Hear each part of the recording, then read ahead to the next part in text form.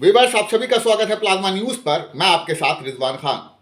Plasma news लगातार ओखला से coverage करता है। आज हमारे साथ जानी मानी सोशल एक्टिविस्ट ज़ेबा खान होंगी। लगातार किसान आंदोलन में भी इनको देखा जा रहा था। अलग अलग जगह पर जाकर अपनी बात मजबूती के साथ रखती हैं। आज हम लोग बातचीत करेंगे यूपी के इलेक्शंस को लेकर। क्या हालात है यूपी में। एक तरफ अगर आप देखा जाए तो आम लोग जो कर रहे हैं, यूपी का इलेक्शन यूपी का नहीं रहा बल्कि ये देश का इलेक्शन है। वो देश की दिशा को बतलाएगा। ज़ेबा खान यूपी के इलेक्शन को कैसे देखती हैं और खासकर एक कांग्रेस का कैंपेन है लड़की हूं लड़ सकती हूं, एक महिला के तौर पर उस पर भी बातचीत करेंगे।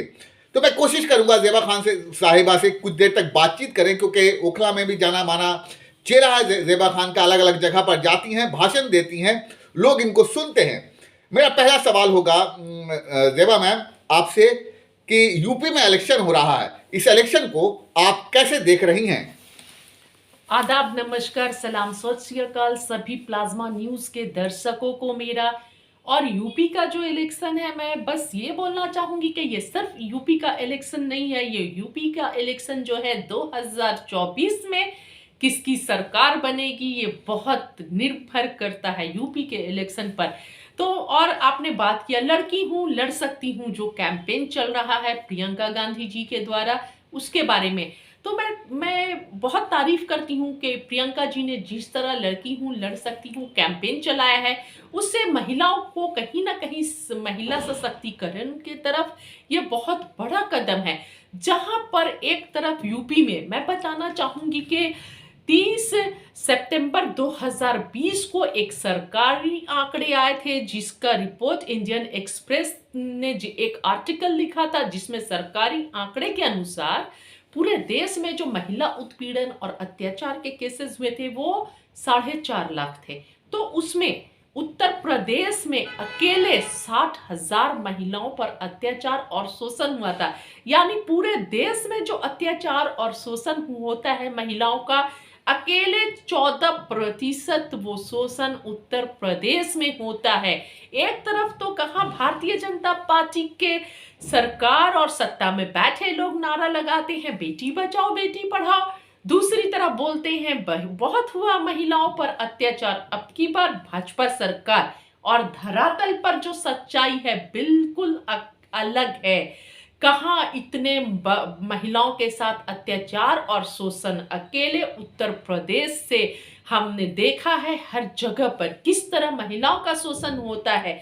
मनीषा वाल्मीकि के रेप केस में भी किस तरह पुलिस ने कार्रवाई की, किस तरह प्रदेश के सरकार ने कार्रवाई की, और उनकी चुप्पी ये बताती है कि प्रदेश में महिलाओं की स्थिति क्या है। और ऐसे में प्रियंका जी का लड़की हूं लड़ सकती हूं कैंपेन महिलाओं को हिम्मत देती है। महिला सशक्तिकरण के लिए बहुत जरूरी है और बहुत महिलाओं को इससे शक्ति मिली है। सिर्फ उत्तर प्रदेश में नहीं बल्कि पूरे देश की महिलाओं को इस पर गुमान है, और पूरे देश की महिलाओं का आत्मसम्मान और महिलाओं में एक हिम्मत आई है इस कैंपेन से। अच्छा, मेरा अगला सवाल ये होगा ज़ेबा जी कि जो हालात हम देख रहे हैं खासकर यूपी में, कई लोग हैं जो अभी जो माहौल है, ग्राउंड रिपोर्ट्स हैं, क्योंकि समाजवादी मजबूत होती हुई दिख रही है वहाँ पे अगर देखा जाए, और एक तरफ एमआईएम है जो दूसरी तरफ यूपी में इंटर कर रही है।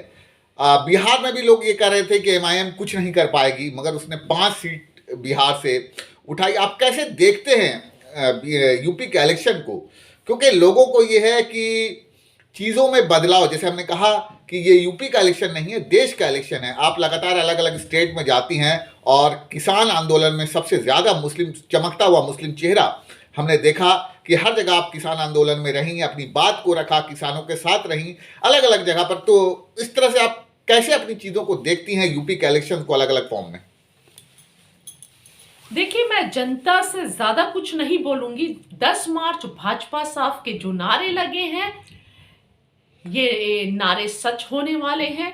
और मैं जनता से ये बोलूंगी कि ये बात मत भूलिएगा कि यूपी का इलेक्शन और यूपी का जो रिजल्ट है वो देश की 2024 की दिशा और दशा यूपी के इलेक्शन के रिजल्ट पर निर्भर करता है। महिलाओं का जो अत्याचार और शोषण के बारे में मैंने बात कर लिया किसानों के साथ क्या हुआ है वो भी हमारे सामने है। हम नहीं भूले हैं किस तरह लखीमपुर खीरी में लोकतंत्र पर चक्का चलाया गया, किस तरह किसानों को, हमारे किसान भाइयों पर अजय मिश्रा टेनी के पुत्र ने थार गाड़ी का चक्का चढ़ा दिया और अब तक अजय मिश्रा टेनी जी का बर्खास्त नहीं होते हैं। यानी देश की आम जनता के दुख से, तकलीफ से, शोषण से कोई मतलब नहीं है सत्ता में बैठे हुए लोगों का। और अभी नौजवानों पर कैसे 2 दिन पहले लाठियां बरसाई गई हैं जो नौकरी मांग रहे थे, जो रेलवे में भर्ती के लिए प्रदर्शन चल रहा था, वो युवाओं पर किस तरह लठ बरसाया जा रहा है, किस तरह लॉज से और हॉस्टल से निकाल के मारा जा रहा है। तो इस भारतीय जनता पार्टी की सरकार में और योगी आदित्यनाथ जी की सरकार में ना ही महिलाएं सुरक्षित है, ना ही किसान सुरक्षित है, ना ही नौजवानों का भविष्य सुरक्षित है। तो कोई भी सुरक्षित नहीं है। इसलिए मैं सभी यूपी वासियों से और देशवासियों से ये बोलना चाहूंगी कि हमारे बच्चों का, हमारे लड़कों का, हमारे युवाओं का, हमारी महिलाओं का, हमारे किसानों का भविष्य हम सभी के हाथ में है।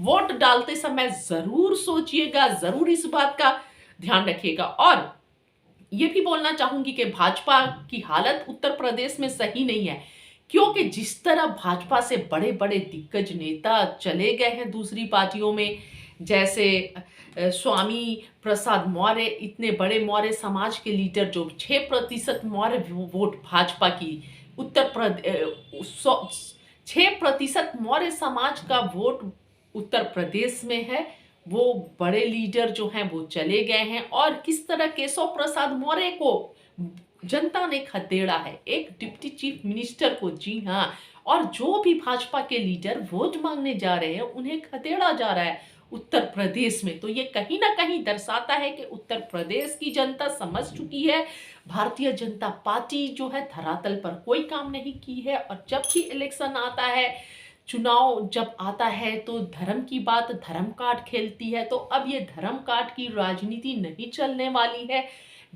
उत्तर प्रदेश का किसान, उत्तर प्रदेश की महिलाएं, उत्तर प्रदेश का जवान ये समझ चुका है कि ये सिर्फ बात बांटने वाला काम करते हैं, धरातल पर कुछ काम नहीं करते हैं और देश की जनता को गुमराह करते हैं। इसलिए अब जनता गुमराह होने वाली नहीं है, वो समझदार है। और जिस तरह जयंत चौधरी के पास भारतीय जनता पार्टी के लोग जाते हैं, ये दर्शा रही है कि वो अंदर अंदर बहुत टूट चुके हैं, कमजोर हो चुके हैं, पर ऊपर से मीडिया में कुछ और ही बोल रहे हैं।